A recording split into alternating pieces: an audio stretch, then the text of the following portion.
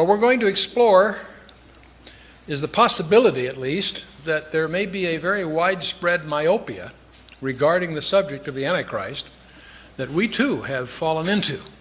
And so we're going to try to stand back from our presuppositions of the past and try to let the text speak to us.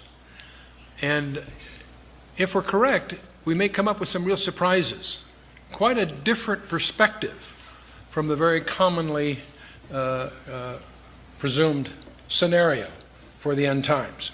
So let's just start backwards a little bit. We all talk about Armageddon, that climactic battle at the end of the age, getting its name, of course, from Revelation 16:16. He gathered them together into a place called in the Hebrew tongue Armageddon, which is Har-Mageddon, or Mount Megiddo, if you will. And that's a literal place on the planet Earth. In fact, if you take the planet Earth and zero in to a particular piece of real estate called Israel, you'll discover there is a place that you can visit called Megiddo, overlooking a valley, the valley of Jezreel. On the opposite side of that valley is the city of Nazareth up on the hill. It's kind of interesting that from Megiddo you see Nazareth. When Jesus was being raised as a child, he would look across that valley and see Megiddo. And you wonder, you can't help but speculate, how much did he know as a child? Most scholars presume that he came into his full knowledge at his baptism, but who knows. But the Valley of Jezreel, there really isn't a Battle of Armageddon, by the way. That's what we all speak of it. Armageddon has a relationship to Jerusalem that England did to the Normandy invasion. In other words, it's the gathering place. But the target, of course, is Jerusalem.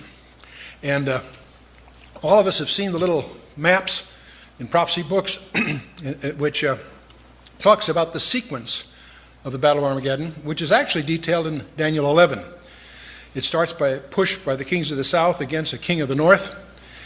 And we usually see the European Confederacy coming in, and everything's going swimmingly until the kings of the east are on the horizon. And it's commonly envisioned as a four-power conflict. And setting aside for the moment who the kings of the south and kings of the north are, these are all idioms from Daniel chapter 11. The question is, where do we find this Western Confederacy in Daniel 11? If you look, you won't find it there. It's an inference we draw because we know from other passages that the Antichrist comes from the Roman Empire.